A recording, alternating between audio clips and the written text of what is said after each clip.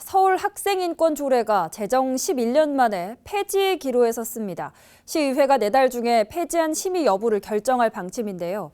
찬반 양측의 대립이 첨예한 가운데 중재안 마련에 대한 목소리도 나오고 있습니다. 양진호 기자입니다. 지난 2012년 만들어진 서울시 학생인권 조례. 학생들의 학습과 휴식, 사생활은 물론 학교 규정, 제정, 개정에 참여할 수 있는 등 포괄적 권리를 보호하고 있습니다. 여기서 보수단체가 가장 크게 문제 삼는 건 제5조, 차별받지 않을 권리입니다. 차별 대상에서 배제되는 여러 항목 중 성별 정체성, 성적 지향 등이 포함돼 동성애를 조장, 옹호할 수 있다는 겁니다. 다른 삶의 형태도 인정해줘야 된다는 것입니다. 그러다 보면 자연스럽게 자꾸 보게 되면 익숙해지고 자꾸 정보를 접하게 되면 정상으로 여겨지는 그런 어떤 바른 삶의 전통적인 가치관과 가족의 형태가 점점점 무너져 내린다는 것입니다. 특히 이들 단체는 학생들이 자기결정권을 온전히 발휘할 수 없는 미성숙하고 보호받아야 할 대상으로 규정했습니다. 때문에 학생들의 권리만 명시한 인권조례 자체로 인해 학습에 대한 의무와 여러 책무가 경시될 수 있다고 강조합니다. 이러한 현상의 대표적 예로 심심찮게 등장하는 교권 추락 문제를 들었습니다.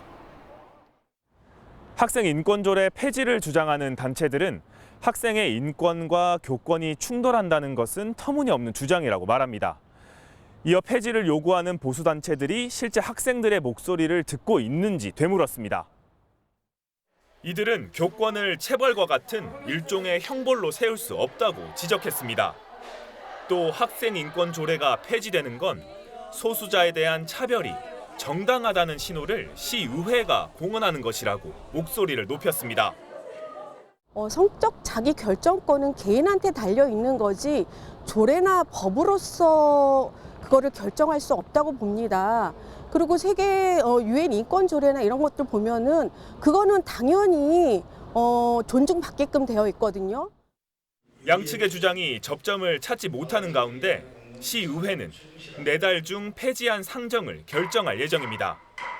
지난달 폐지안이 주민조례 청구로 수리돼 30일 이내로 의장이 안건 발의를 해야 하지만 예외 규정 적용 여부를 두고 갑론을박이 이어지고 있습니다.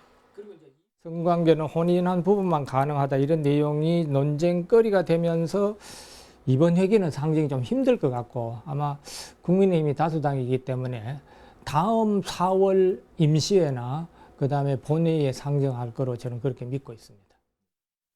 교권 보호를 위한 조례 제정 등 중재안이 나올 수도 있지만 찬반 양측의 대립이 워낙 날카로워 쉽지 않은 상황입니다. 학생 인권 조례가 제정된 곳은 서울과 경기, 제주 등 모두 6곳. 이 중 4곳에서 폐지, 개정 움직임이 일어나고 있습니다. BTV 뉴스 양진호입니다.